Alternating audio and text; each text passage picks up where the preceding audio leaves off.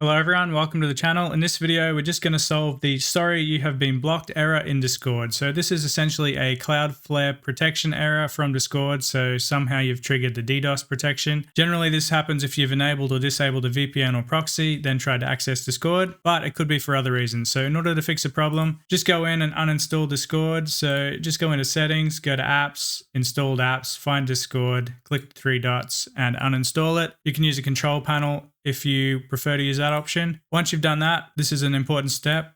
Go to File Explorer, go to C drive, users, your username.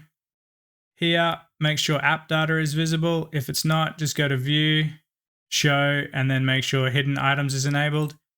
Then go into App Data, Roaming, and then inside this folder here, find Discord and delete it. So that's the folder there. Right click on it and delete it. Get rid of it. If you're using one of the other versions of Discord, like Discord Canary or something, go through and delete those files as well.